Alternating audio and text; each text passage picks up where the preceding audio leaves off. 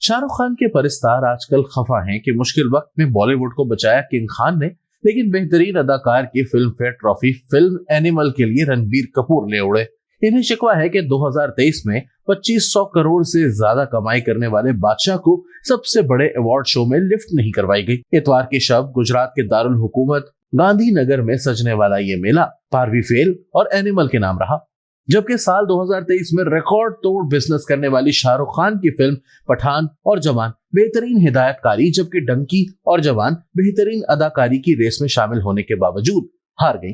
Vidhu Vinod Chopra Barbie fail की वजह से 34 बरस बाद बेहतरीन हिदायतकार के इम्तिहान में पास हो गए। ये 1990 में परिंदा के बाद इनकी दूसरी कामयाबी है। शाहरुख के परिस्तारों के पास कोई दलील नहीं, लेकिन वो अपनी बात पर अड़े हैं। मज़ाहिर इसमें जानिबदारी का कोई पहलू नजर नहीं आता, लेकिन सोशल मीडिया की ट्रोल ब्रिगेड फिल्म फेयर की तारीख से चुन चुन कर ऐसी मिसालें सामने ला रही है जिससे पूरी दाल काली नजर आए। अगरचे ऑस्कर समेत किसी भी अवार्ड शो की तारीख तनाज़ात से खाली नहीं, मगर जब फनकार खुद डंके की चोट पर एतराफ करे कि हाँ उन्होंने फिल्म फेयर अवार्ड पैसों के जरिए खरीदा, तो क्या एतबार बाकी रह जाता है।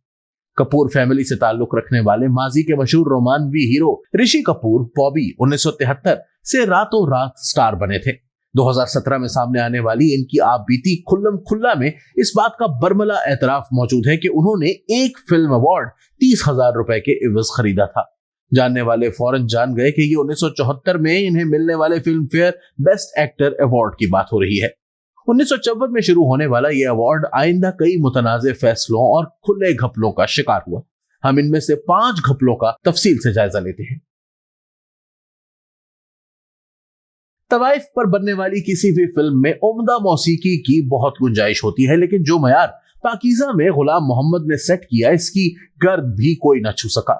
1981 में आने वाली उमराव जान अदा में खयाम ने इंतहाई खूबसूरत गजलें कंपोज की, मगर पाकीज़ा के रिथम के सामने कौन ठहर सकता है।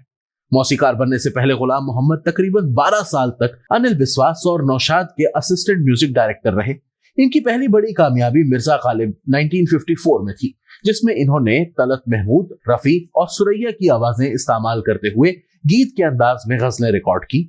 इस पर इन्हें बेहतरीन मौसीकार का नेशनल फिल्म अवार्ड मिला, लेकिन कामयाबी बाकायदा सिलसिले की शक्ल इख्तियार ना कर सकी।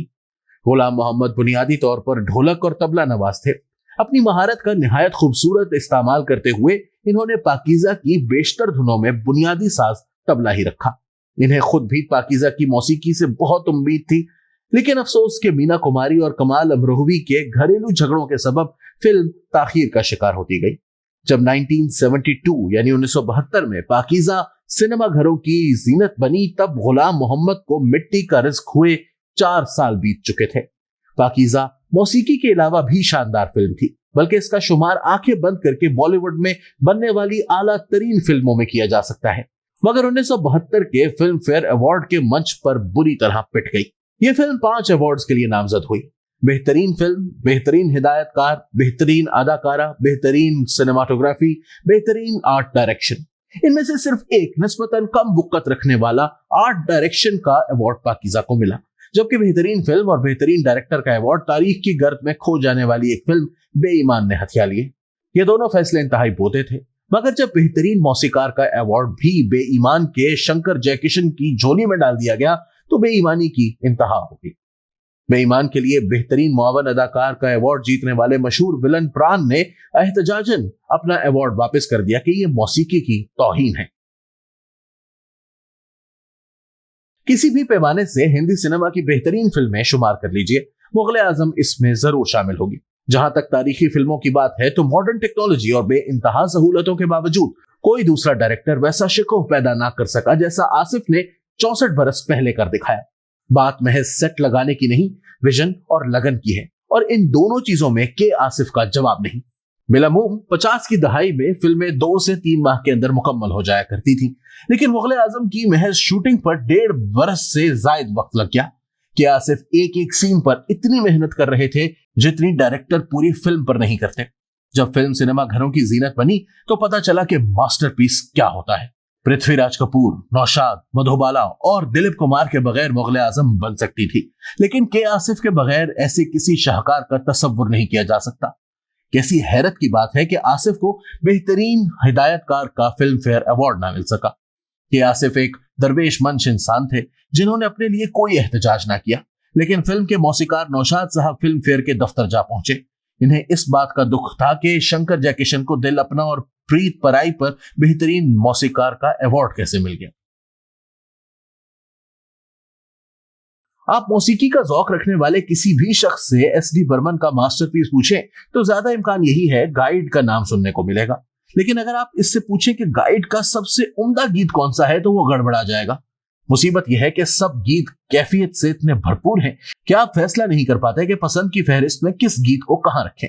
जिंदगी के कई रंग अपनी भरपूर कैफियत के साथ किसी फिल्म की मौसीकी में बहुत कम आ पाते हैं। आज फिर जीने की तमन्ना है, शोखो शंग, क्या से क्या हो गया और दिन ढल जाए उदास, गाता रहे मेरा दिल और तेरे मेरे सपने रोमान परवर, पिया तो से नैना लागे रे और सैया बेईमान नीम क्लासिकी, वहां कौन है तेरा और अल्लाह मेघ दे पानी दे फोक अंग, हाय राम हमारा कोरस। ये ना सिर्फ मुमकिन तौर पर एस.डी. बर्मन का मास्टरपीस है बल्कि बॉलीवुड की तारीख के बेहतरीन एल्बम्स में से एक है। लेकिन फिल्म फेयर वालों की आंखें 1966 में सूरज से चुंधिया गईं। 1967 में गाइड ने 7 फिल्म फेयर अवार्ड जीते, लेकिन बेहतरीन मौसीकार का एजाज एस.डी. बर्मन के बजाय शंकर जयकिशन को दे दिया गया। इनकी फिल्म सूरज का एक गीत बहारो फूल बरसाओ बिलाशुबा बहुत उम्दा है, बाकी एवरेज से भी कम है। इस फिल्म के लिए बेहतरीन अदाकारा का अवार्ड जीतने वाली वहीदा रहमान अपने एक इंटरव्यू में बताती है कि मैंने एस.डी. बर्मन से कहा, दादा बहुत अफसोस हुआ आपको इतने सुंदर म्यूजिक पर अवार्ड नहीं मिला। जवाब में एस.डी. बर्मन ने कहा कोई बात नहीं, और फौरन मुंह में पान रख लिया ताकि बात ना करना पड़े। वहीदा रहमान के बकौल दादा की बात में कहीं भी गम या अफसोस का तासुर नहीं था, जैसे कुछ हुआ ही नहीं। 1970 में जब एस.डी. बर्मन को आराधना के गीत सफल होगी तेरी आराधना पर बेहतरीन प्लेबैक सिंगर का नेशनल अवार्ड मिला तो सूरज वाले शंकर जयकिशन ने इन्हें फोन करके कहा, सुना है दादा आपको अवार्ड मिला, बहुत बहुत बधाई हो। एस.डी. बर्मन ने कहा हाँ, लेकिन मैंने खरीदा नहीं। यह कहकर उन्होंने फोन रख दिया और पान खाने लगे। साल 1965 में मौसीकी के शोबे में शंकर जयकिशन की संगम, मदन मोहन की वो कौन थी और लक्ष्मीकांत प्यारेलाल की दोस्ती आमने सामने थी। तब शंकर जयकिशन, नौशाद और ओपी नैयर सफे अव्वल के मौसीकार शुमार होते थे। इसके बरअक्स तकरीबन 15 बरस फिल्म लाइन में गुजारने के बावजूद मदन मोहन के नाम से बड़ी कमर्शियल कामयाबियां नहीं जुड़ी थी। लक्ष्मीकांत प्यारेलाल ने बतौर मौसीकार बॉलीवुड में ताजा ताजा कदम रखा था। दोस्ती इनकी हिंदी में रिलीज होने वाली महज तीसरी फिल्म थी। मदन मोहन को पूरी उम्मीद थी कि इस बार वो फिल्म फेयर जीतकर एक बड़ी जुस्त लगाएंगे। बज़ाहिर हवा का रुख भी उनके हक में था, मगर लक्ष्मीकांत प्यारेलाल कुछ और मंसूबाबंदी कर चुके थे। फिल्म फेयर मैगजीन के शुमारों में मौजूद कूपन के जरिए अवाम को सहूलत हासिल थी कि मुख्तलिफ शोबों में अपनी पसंद के नाम भेज सके। अगरचे हतमी फैसले का इख्तियार कमेटी का होता, लेकिन अवामी राय को बहरहाल अहमियत दी जाती, बिलखसूस जब मुकाबला सख्त हो। इस फिल्म के लिए लक्ष्मीकांत प्यारेलाल ने महज 10,000 के एवज मौसीकी तरतीब दी थी, लेकिन उन्होंने किसी से 65,000 रुपए कर्ज पकड़ा और माल के जरिए चमत्कार कर दिखाया। सबसे पहले फिल्म फेयर के तकरीबन 25,000 शुमारे खरीदे और खुद ही कूपन भर के भेजे। बाद में कूपन के बगैर वो शुमारे जोहू के साहिल पर पड़े देखे गए। कई साल बाद अपने फ्रॉड को तस्लीम करते हुए प्यारेलाल ने कहा था, ये बिजनेस है, ऐसा तो करना पड़ता है। अगरचे दोस्ती और संगम की मौसीकी खूबसूरत थी, लेकिन वो कौन थी अपने स्टाइल में इंतहाई मुनफरिद और तासीर में इन दोनों से कहीं आगे थी। फिल्म में कुल 6 गीत थे, जिनमें से 3 लग जा गले के फिर ये मुलाकात होना हो, नैना बरसे रिमझिम रिमझिम और आप क्यों रोए आज भी टीवी और स्टेज शोज की जान समझे जाते हैं। इतने खूबसूरत बोल लिखने के बावजूद बेहतरीन नगमा निगार के तौर पर राजा मेहदी अली खान की नामजदगी तक ना होना भी हैरान कुन है। अपने एक इंटरव्यू में लता बताती हैं कि मदन मोहन ये फिल्म अवार्ड ना मिलने पर बहुत दुखी थे। मेरी मुलाकात हुई तो मैंने कहा, मदन भैया बहुत दुख हुआ। मदन मोहन ने कहा, दीदी आपको दुख हुआ, मेरे लिए इससे बड़ा अवार्ड क्या होगा। मदन मोहन सारी जिंदगी इस बात से नाखुश रहे कि इनका हक मारा गया। इन्हें बेलमूम ड्राइंग रूम कंपोजर कहा जाता है, यानी ऐसा मौसीकार जिसकी धुनें इंतहाई खूबसूरत लेकिन पेचीदगी के सबब आम आदमी को अपनी तरफ मुतवज्जे नहीं कर पाती। गजल के शहजादे का ख्याल था कि अगर वो कौन थी पर इन्हें फिल्म फेयर अवार्ड मिल जाता तो ये लेबल खुद ब खुद उतर जाता। 1970 में मदन मोहन को दस्तक के लिए बेहतरीन मौसीकार का नेशनल अवार्ड मिला, मगर इनको खुशी ना हुई, यहां तक कि वो अवार्ड वसूल करने के लिए जाने को तैयार ना थे। इसी फिल्म के लिए संजीव कुमार को भी बेहतरीन अदाकार का नेशनल अवार्ड मिला था। उन्होंने बमुश्किल मदन मोहन को साथ चलने पर राजी किया था। 2020 में जैसे ही फिल्म फेयर अवार्ड्स जीतने वाले फाइनल नाम सामने आए, boycott film fair awards Twitter पर टॉप ट्रेंड बन गया। गुस्से का इजहार करने वालों में परिस्तार ही नहीं, फनकार भी शामिल थे, जिनमें सबसे नुमाया एहतजाज नगमा निगार मनोज मुंतशिर ने किया। 2020 में फिल्म फेयर की नामजदगियों में जोया अख्तर की फिल्म गली बॉय टॉप पर थी। हतमी मुकाबले में 13 अवार्ड जीतने के बाद यह फिल्म फेयर की तारीख में किसी एक बरस सबसे ज्यादा एजाजात अपने नाम करने वाली मूवी बन गई। इनमें से बेशतर फैसले शदीद तनकीद की जद में आए और सोशल मीडिया पर अवाम ने गली बॉय और फिल्म फेयर दोनों की खूब छितरौल की। इस बरस मौसीकी के शोबे में गली बॉय और कबीर सिंह को मुश्तरका अवार्ड मिला, जो निहायत भोंडा फैसला लगता था। ऐसा लगता है फिल्म फेयर के करता धरता तहैया कर चुके थे कि गली बॉय को अवार्ड देना ही देना है। साथ में इन्होंने कबीर सिंह को भी टांग दिया कि सोशल मीडिया की सारी गालियां गली बॉय को ही ना पड़ती रहें। अगरचे कबीर सिंह में तुझे कितना चाहने लगे हम की धुन मिथुन ने बहुत खूबसूरत तरतीब दी थी, मगर बाकी गाने कुछ खास न थे। कबीर सिंह और गली बॉय से कहीं ज्यादा खूबसूरत म्यूजिक केसरी का था। खासतौर पर अरिजीत सिंह की आवाज में माही वे और बी प्राक का तेरी मट्टी। इस बरस अरिजीत सिंह को बेहतरीन मर्द गुलकार का अवार्ड भी मिला, मगर जिस गाने पर मिला इसमें कुछ भी नहीं है। अगर यही अवार्ड इन्हें माही वे पर मिलता तो बात समझ में भी आती, लेकिन हमारे ख्याल में बी प्राक तेरी मट्टी की वजह से किसी भी दूसरे गुलकार की निस्बत बेस्ट प्लेबैक सिंगर के ज्यादा हकदार थे।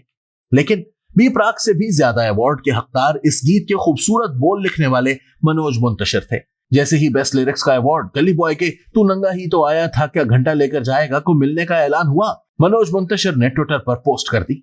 एहतजाज करते हुए उनका कहना था कि मैं सारी जिंदगी इससे ज्यादा अच्छी सतरें नहीं लिख सकता। एक गीत जिसने हजारों आंखों को अश्कबार किया, अगर वो हकदार नहीं तो आइंदा मैं किसी अवार्ड शो में शरीक ना होगा। धरती के लिए बेटों की कुर्बानियां और माओं का कभी ना खत्म होने वाला इंतजार बॉलीवुड के कई गीतों का मौजू बना। दिल को छू लेने वाली सादगी और खूबसूरत तशबीहात तेरी मट्टी को ऐसे लाजवाल गीतों की अव्वलीन फहरिस्त में ला खड़ा करते हैं। माँ को बेटे से मोहब्बत, चांद का इस्तिआरा और जज्बाती कैफियत मनोज मुंतशिर के अल्फाज में बहुत उम्दगी से सिमट आई है। ओ माई मेरी क्या फिक्र तुझे, क्यों आंख से दरिया बहता है, तू कहती थी तेरा चांद हूं मैं और चांद हमेशा रहता है। तेरी मट्टी में मिल जावा, गुल बन के मैं खिल जावा, इतनी सी है आरज़ू, तेरी नदियों में बह जावा, तेरी फसलों में लहरावा, इतनी सी है दिल की आरज़ू।